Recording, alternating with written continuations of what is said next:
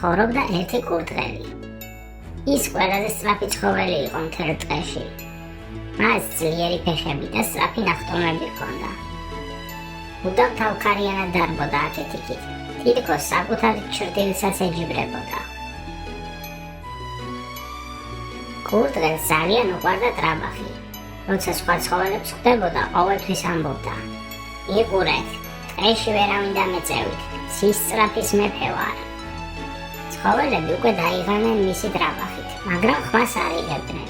ბოლოს და ბოლოს სიმართლე იყო, ის მართლა ძალიან სწრაფი იყო. ერთ დღეს კი, როცა კურდღელი კვლავ თავისი ჩქარეზე ამაყობდა, გაისმა მშვიდი ხმა. „მე შეიძლება არ ვიყო სწრაფი, მაგრამ ვფიქრობ, რომ შემიძლია რბოლაში მოგიგო“, უთხრა კუმ კურდღელს.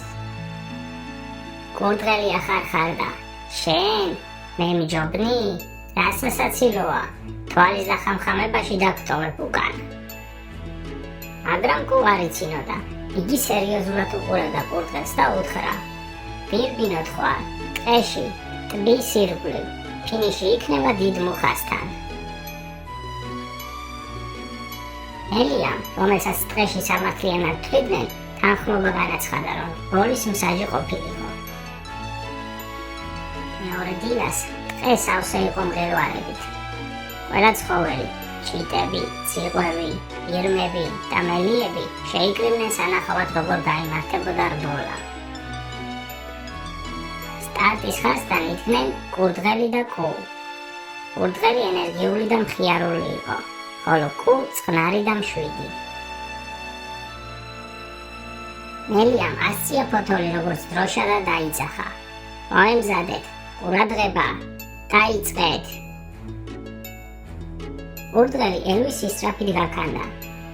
ის გარბოდა ხეების მიყოლებით, ხტებოდა ქვებზე, უქროდა ტბას და მალევე იმდენად შორს იყო, რომ კუც ვეღარ ჩანდა. კურდღელი შეჩერდა, უკან გაიხედა და გაიღიმა. „ჰა, ის ალბათ ჯერ სტარტზეც არ გასულა, დრო მოგწოდა დავისვენო“.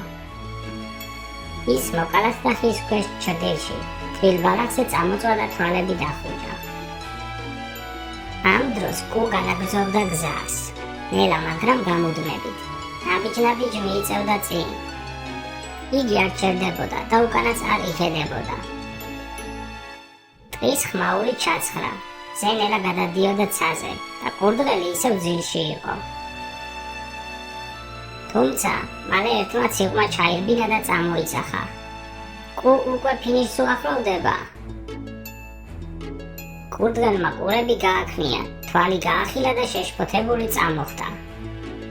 ის სწრაფად გაექანა, ქარი მოჰყვა უკან, ხეები მიქროდნენ გვერდით. „ჯერ კიდევ შემიძლია გავიმარჯო“, იყვირა კურდღელმა. მაგრამ როცა ფინიშს მიუახლოვდა, დაინახა, კუ უკვე ფინიშის ხაზთან მიდიოდა, ნელა და თავდაჯერებულად. კურდღელმა უკანასკნელი ძალები მოიკრიბა, მაგრამ გვიანი იყო.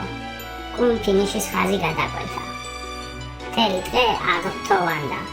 ცხოველები ტაშს უკრავდნენ, ჭიტები მღეროდნენ და ყველა გაოცებით უყურებდა გამარჯვებულ კუს. კურდღელი მივიდა კუსთან და თავი დახარა.